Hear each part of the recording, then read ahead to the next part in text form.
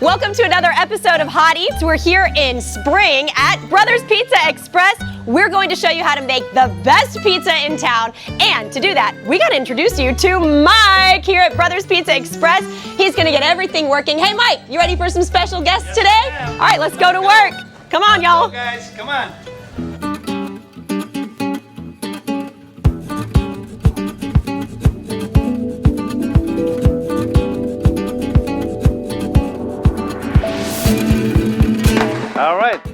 All right, guys, we're gonna start the dough right now.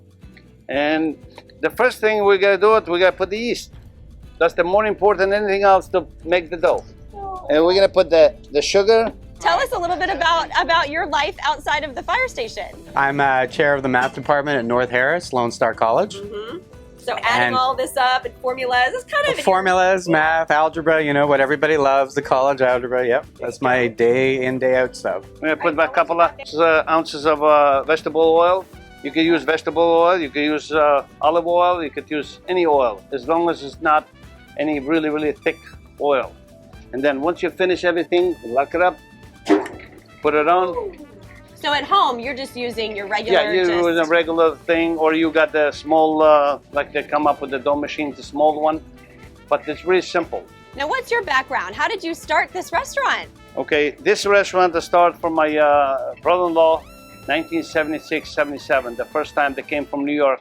Came down here with my brother, my sister, my older family. They came down here back in the 80s, and we started in Greenspoint Mall in 1976-77, the first time. And since everybody have the Brothers Pizza, whatever they are family-owned operation. They're not corporation, they're not, it's all family-owned operation. 8 of them are right now in Houston. Now, how long is this mixing for? About a couple of minutes, about 5-10 minutes, not even 10 minutes. All right, Mark, let's put them on the table out there. All right. Just dump it down? Yeah, we're gonna dump them down. Gloves on? Yeah. And then what you do, you cut the dough. Then, once we cut this dough, we put it on the trays and wrap them up. All right, see, we're gonna wrap them up. See? Nice. You Wow, see, you just nice. close, Mark, you're as long natural. As long as you bring everything, Mark. You see, just like you bring in, you don't do too much. Okay. No, you just bring. See, you're just bringing everything to close it up. Okay. Okay, once we put them on the table and the trays, you put the oil on top. Yeah, you put a little bit oil. What it does, it keeps from sticking to the plastic. Okay. The wrap. Okay.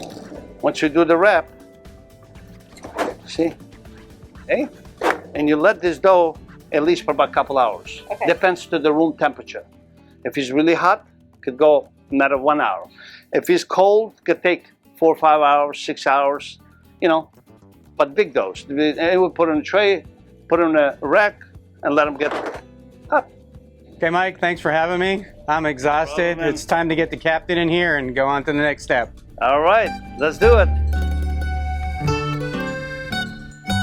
All right, we're back. We went through a little bit of a shift change here at Brothers Pizza Express in spring. We're gonna bring in Captain Adkins. Come on in, Cap. He's gonna show us how to continue this wonderful pizza making process. I hope someone is showing me. All right, are you ready? All right, we're gonna pull the dough.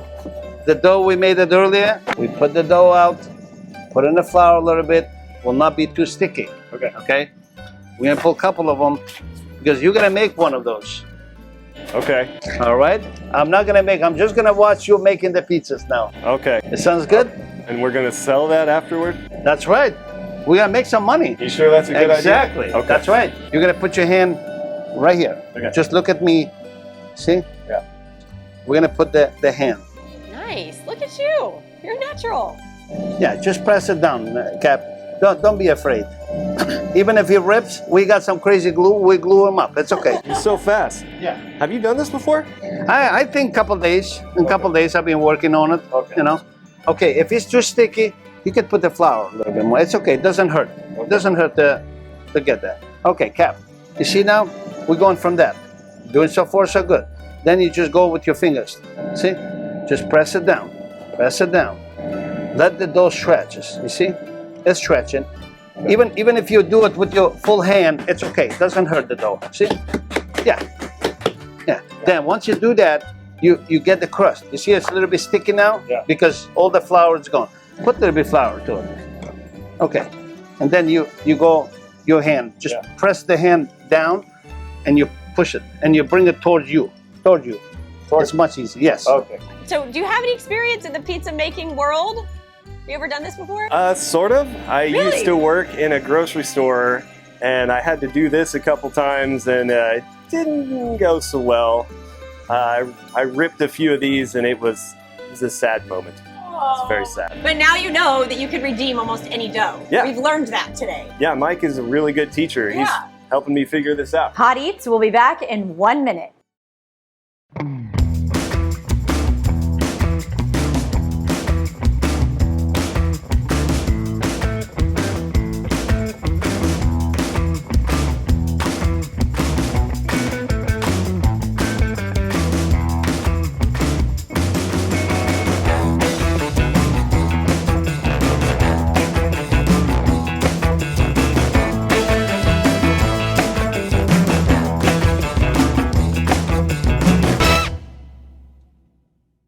Grill Your Ass Off has one simple mission: continued camaraderie.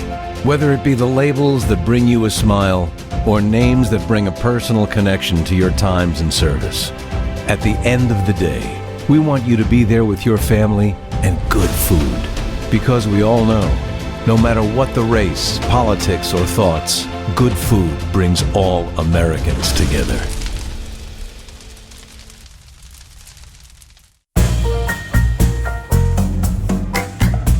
What kind of pizza are we gonna make today, Captain? Let's What do kind of meat toppings? lovers. Meat lovers. Yeah. We're gonna make the meat lovers. All right. Then you get the dough. See? You get the dough. Just pull it. Grab it. Okay. Let's do it. Okay. Gonna put you in your hand. Okay. See, keep going. Keep going. Keep going. Here you go. It's nothing to it. Okay, we got the sauce in here. All right. We're gonna put the pizza sauce in here. The trick to it, the scoop, you just put them right in the middle. You see, Cap? Right here. Yeah. Oh, I know this one. Yeah, you see? Exactly. You see, Cap? Now, what do? We put the cheese. We're gonna put the cheese now. Now, we're gonna put the top. You say meat lover, right? Yeah. We're gonna put the pepperonis. All right, you're gonna grab some of the stuff and come on. Here you go. Put it, just spread it. Can I kind of like? Huh? Yeah, it's just Okay, like, no, that didn't work. No, it don't work. So everybody, they have equal slice with the equal toppings. Right. Now one of you guys is gonna say, hey man, what you doing with my slice? There's no toppings in there. I mean, we gotta be equally for everybody now. Okay, makes sense. now we got all the toppings, meats, okay? Now we put some more cheese to it. So how do you know how much cheese to put like on the bottom layer? That's the trick of the Brothers Pizza. We don't measure anything. We put All right. our hands. As long as a customer, when he walks out the door, he says, I was really happy with this. We don't tell them how good it is. That they ask you, how good is the pizza? Well, I don't know. You taste it and you let us know. And when they see something like that, they say, wow, I don't want extra cheese. Don't put too much cheese because there's too much cheese. Okay. That's it? Now just in the oven? Okay, this is your part, the hot stuff. Here. Ready? Hot Eats will be back in 1 minute. Welcome to Lynn's Table, formerly Ellen's Cafe, right here in the heart of Old Town Spring. At Lynn's Table, you'll find breakfast, lunch, and dinner, including a full ice cream parlor and homemade fudge. So make plans to come try some fresh food thoughtfully prepared right here in the heart of Old Town Spring.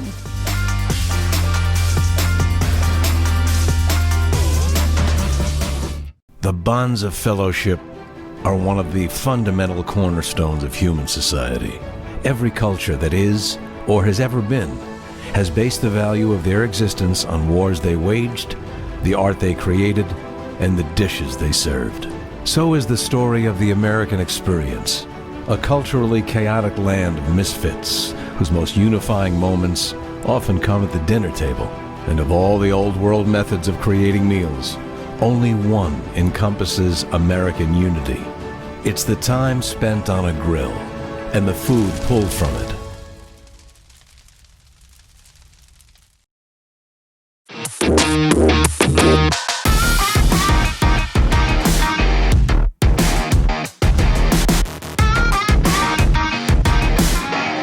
Hey, TPW! Hi, Michelle. How are you today? I'm good. Thanks for having me out at Station 71 at the roof prop. This is so incredible what you guys do here. Tell me about the training that goes on, the ladders. Give me the whole rundown on why this is so important. Well, part of firefighting is to be able to save lives. It's the most essential portion of it. And in order to do that, we have to have certain skills that make us proficient and professional in doing what we do. When people have their worst day of their lives, they're expecting us to come and make it better. That's our job. We enjoy doing it. But it's a lot of work and it's a lot of effort to maintain the skills on those low frequency but high risk events. And those would be house fires. Those would be the things where we have to go into dangerous environments, but in some cases we have to go up and onto the roof and do ventilation. The reason we do ventilation is because when you end up having an exhaust point for the fire and the smoke, there's three things that are very dangerous. One is the heat, two are the particles that are suspended in air. That's called smoke. The third is going to be the chemicals, the dangerous gases that are in there that are all part of that nasty, noxious, toxic mix. So that's why we wear breathing apparatus. It's important to understand that in the fire, without any ventilation, everything starts coming down towards the floor because it accumulates at the ceilings, it accumulates in the attic, and all that heat, smoke, and gases come down. And that tends to be what kills people. So the whole idea is we may have to bring some tools like the chainsaw and the Halligan bar and other essential tools that appear to be materials of destruction, but in order to make things better, sometimes we have to do some additional damage in a calculated way in order to have a benefit result. Because of that, we have exhaust of the fumes, we have exhaust of the smoke, and we have an avenue of air coming in from the doorways and the windows down below that exhausts all this dangerous stuff out, and that puts a safe area down by the floor. If you can't see, it's because of the smoke. So you get low and there's an open area that typically you can see and there's decent air at the floor that may allow you to breathe and survive until the firefighters can come and get you out. So we've got a crew here, we're all set up. You gonna show me how this is done? Certainly, and that's why we have the crew from Station 70 here. That's where the tower truck is located, and they're gonna do some exercise and evolutions on this beautiful roof prop. Let's do it.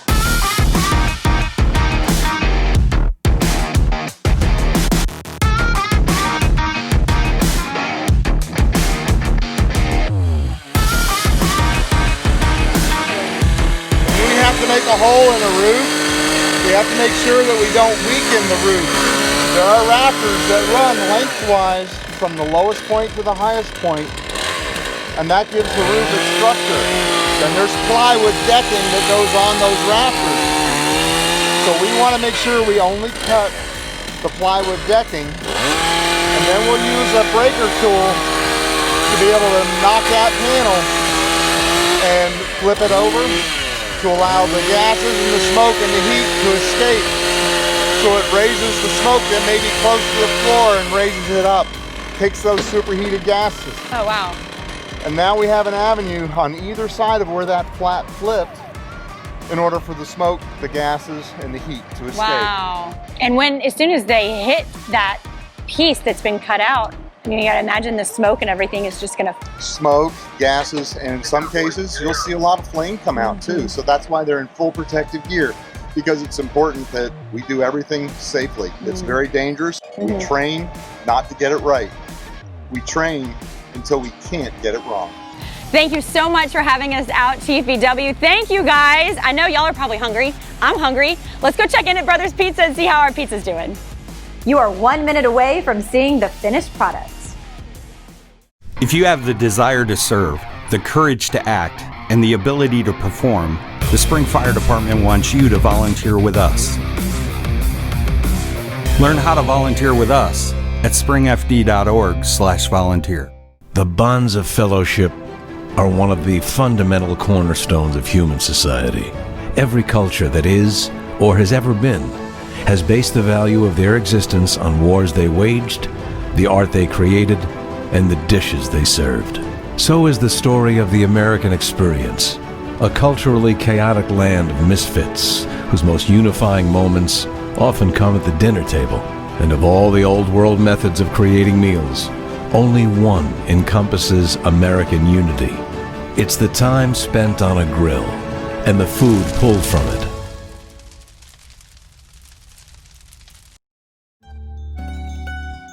All right, so how long is this puppy gonna bake for? About 10 minutes, not even 10 minutes. It's about 550 temperature. Most of homes don't have that temperature. But what you gotta do is very important to preheat the oven before you cook anything. It's gonna cook maybe, but it's gonna be really, really dry. When you got a high temperature, it gives them that coat on the bottom, and then it cooks slowly the rest of the stuff in there.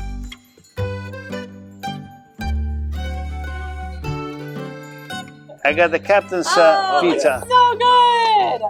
All right, give me one second. Let me bring the other one. You're gonna make us wait? We're gonna see which one is a better one. The captain's on mine. So look at that beautiful pizza was there. I've never been more ready for pizza. All right, are y'all ready? Is it go time? I'm ready. All right, let's go. All right, you ready, guys? All right. Oh, so good. You did awesome. And that dough, standing ovation. Come on, Yeah, exactly. that was awesome. Good job. Well, thanks for joining us on this episode of Hot Eats at Brothers Pizza Express in Spring. Coming up on our next episode, we're going to show you how firefighters get water onto the trucks when there's no hydrant around. It's pretty amazing stuff. And you know we'll be cooking up something good. Have we failed you yet? We'll see you next time on Hot Eats. We have what you call a tanker truck or tender, depending on where you're from. This one carries 3,300 gallons of water, available to any area that doesn't have fire hydrants like Old Town Spring.